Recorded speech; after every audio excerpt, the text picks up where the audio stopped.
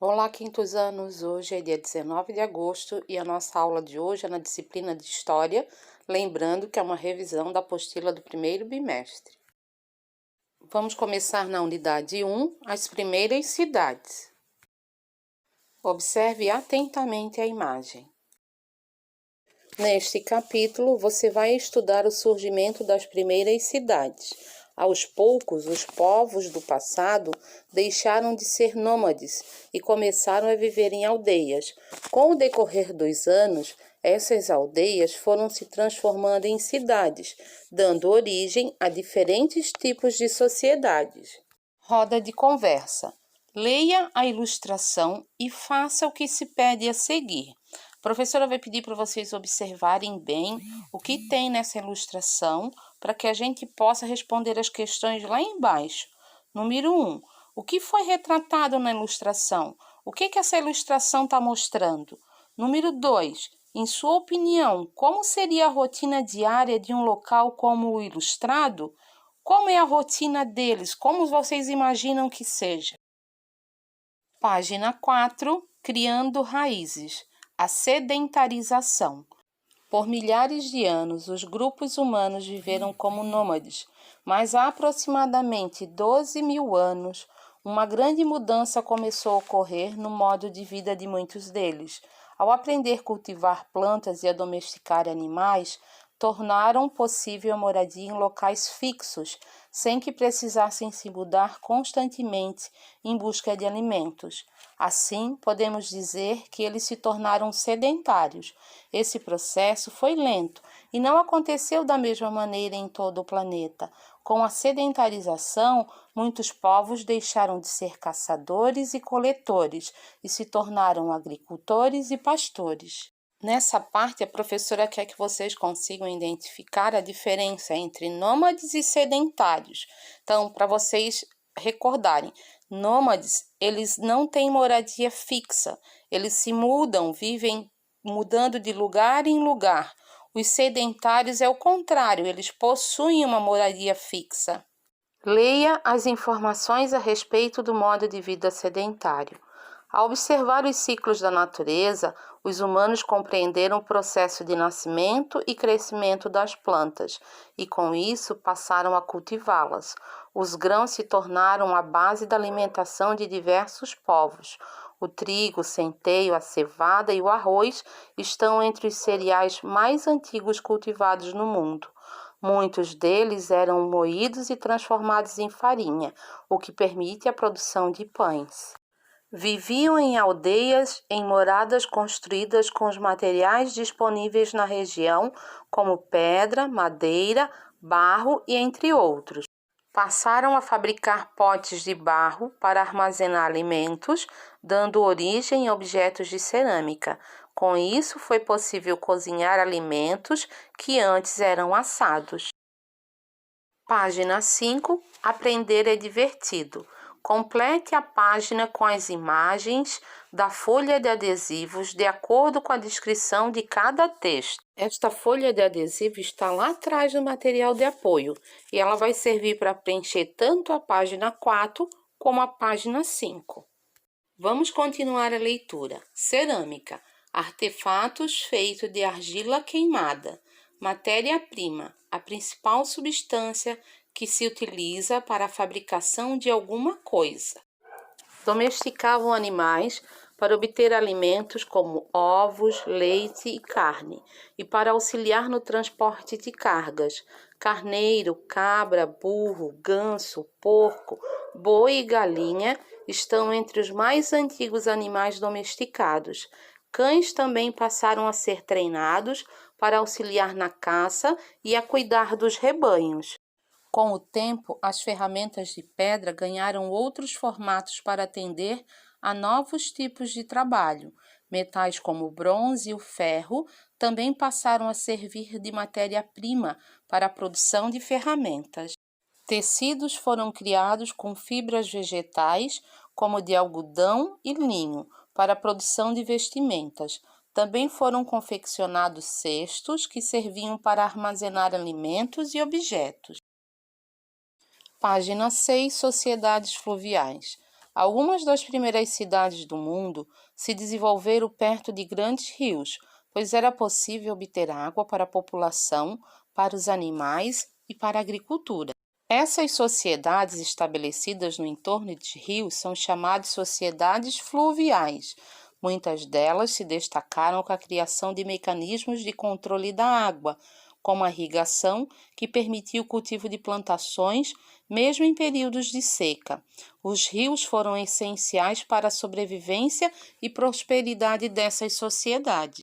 Como exemplos de sociedades fluviais, podemos citar as sociedades mesopotâmicas, que se organizaram nas proximidades dos rios Tigre e Eufrates há mais de 7.000 anos. O termo Mesopotâmia significa região entre rios. Na África, às margens do rio Nilo, desenvolveram-se diversas sociedades, como a egípcia antiga. Há milhares de anos, um historiador grego chamado Heródoto afirmou que o Egito era uma dádiva do Nilo, ou seja, ele afirmava que a prosperidade dessa sociedade se devia à proximidade que tinha com aquele rio, principalmente porque os egípcios habitavam uma região do deserto. Na Ásia, muitos povos também se estabeleceram perto da água, como os rios Indo, Azul e Amarelo. Ali nós temos o significado de dádiva, que significa uma bênção, um presente e uma graça divina. Nesta parte, vocês têm que compreender a importância dos rios para a formação das cidades. O quanto era importante eles montarem as suas cidades perto dos rios para poder ter como irrigar as plantações, ter água para os animais, ter água para eles próprios beberem e poderem fazer as outras atividades diárias. Página 7. O surgimento do comércio. Com o desenvolvimento da agricultura, os alimentos começaram a ser estocados para serem consumidos no decorrer dos dias. Assim, algumas produções começaram a sobrar e diversas sociedades passaram a trocar os produtos excedentes com outros, pois nem todos os grupos produziam os mesmos alimentos ou os mesmos artefatos. Com o comércio era possível ter acesso a uma maior variedade de produtos. Aos poucos, itens como sal, conchas do mar e metais preciosos passaram a servir como moeda de troca, pois era difícil determinar quanto de cada produto o comerciante deveria oferecer para que a troca fosse justa. Por exemplo, quanto de trigo equivale a um pedaço de carne?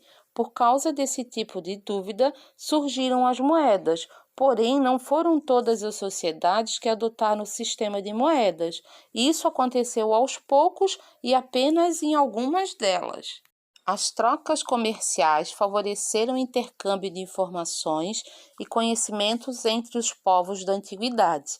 No mapa, observe as imagens de mercadorias comercializadas da antiguidade entre os egípcios, os mesopotâmicos e os povos do Vale do Indo.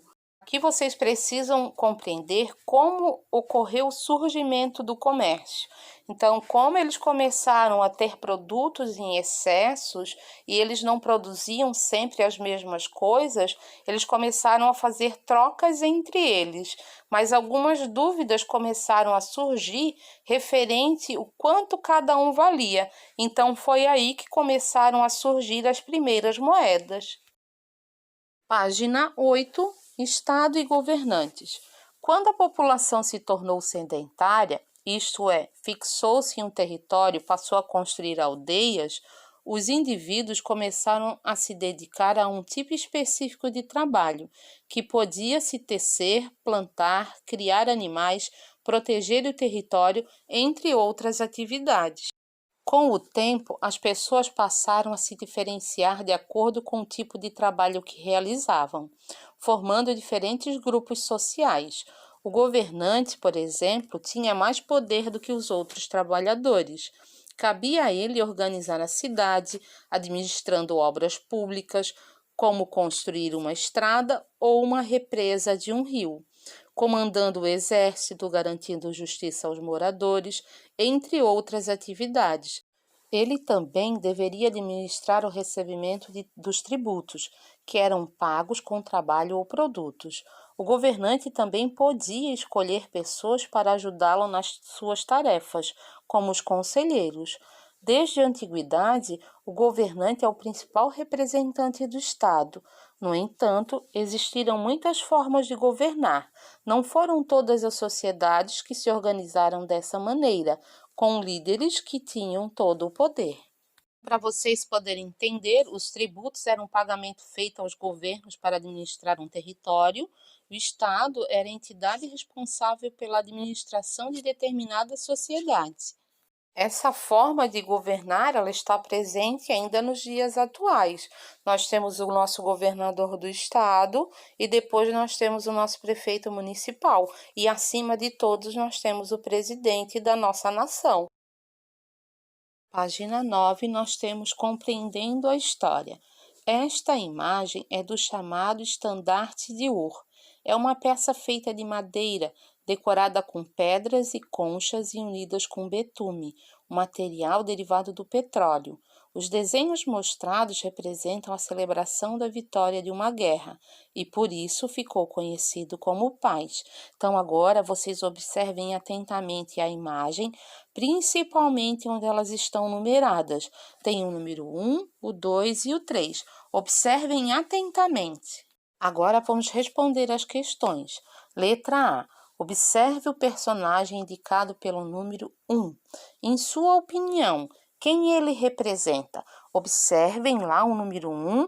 Quem vocês acham que ele é? Escrevam ali naquelas linhas. Vocês podem também escrever o porquê que vocês acham, o que ele tem de diferente dos outros personagens. Letra B. Indique o número da cena que representa. Então, vocês vão anotar ali qual é o número que ela representa, observando a imagem lá em cima. O pagamento de tributos ao rei e os convidados da festa. Pesquisa. Desde que as primeiras sociedades surgiram, os governos cobram algum tipo de pagamento das pessoas em troca de serviços oferecidos.